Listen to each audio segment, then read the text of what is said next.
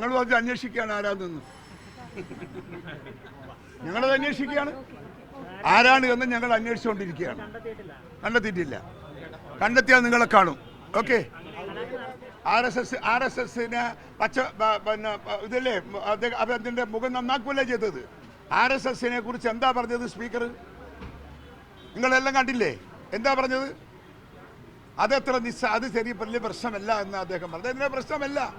കാരണം RSSന്റെ എല്ലാ സഹായങ്ങളും വാങ്ങിയിട്ടാണ് ഈ ഗവൺമെന്റ് നിൽക്കുന്നത് എന്നതാണ് യാഥാർത്ഥ്യം.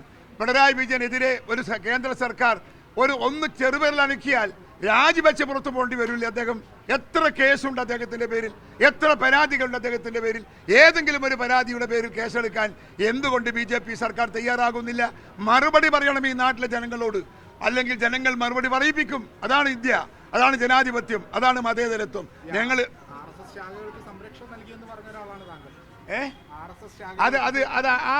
ആ ഘട്ടത്തിലല്ല നിങ്ങൾ ഇതും കൂട്ടി പറയുന്ന കാര്യമില്ല. അതിനൊരു പ്രത്യേക സാഹചര്യം അവിടെയുണ്ട്. അത് വർഷങ്ങൾക്ക് മുമ്പ് ചില കുട്ടികളെ സംരക്ഷിക്കാനാണ്, കുട്ടികൾക്ക് തല്ലുകൊള്ളാതിരിക്കാൻ വേണ്ടി എടുത്ത നടപടിയാണ് ഞാനത്. അതൊന്നും രാഷ്ട്രീയത്തിന്റെ തത്വശാസ്ത്രവും അല്ല. അത് പറഞ്ഞ് എന്നെ കൊടുക്കാനെന്ന് നോക്കണ്ട. മനസ്സിലായില്ലേ? അതവിടെ വെച്ചേ.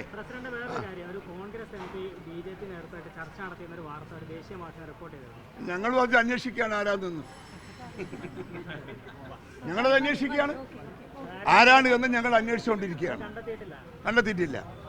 കണ്ടെത്തിയാൽ നിങ്ങളെ കാണും. ഓക്കെ. എനിക്കറിയില്ല, തെളിവ് നമ്മളെ കയ്യിലൊന്നും ഇല്ലല്ലോ. ഇനി നമ്മളത് അന്വേഷിക്കുന്നുണ്ട്. അന്വേഷിച്ചിട്ട് നോക്കട്ടെ. അത്ര വലിയ ഗൗരവമൊന്നുമില്ല ഇതിനകത്ത്. ആരാന്നെന്ന് ഒരു ഊഹാപോഹം പോലും ആരും പറഞ്ഞിട്ടില്ല. ആർക്കാ പറഞ്ഞുകൂടാത്ത? ഞാൻ സുധാകരൻ കാണാൻ പോയിരുന്നു. തെളിവില്ലാത്തൊരു കാര്യം പറഞ്ഞതിന് ഇപ്പം എന്താ കാര്യം? അതിനെന്താ പ്രയാസം? സുധാകരൻ MP RSSകാരനെ കണ്ടു എന്ന് പറഞ്ഞാൽ എനിക്കെന്താ പറയാൻ കഴിയുക? ഞാൻ പോയിട്ടില്ല എന്നല്ലേ പറയാൻ കഴിയൂ? പരന്തെങ്കിലും പറയാൻ കഴിയോ? ഇല്ല. നിങ്ങൾ കത്തിക്കുകയും ചെയ്യും. മതിയില്ലേ?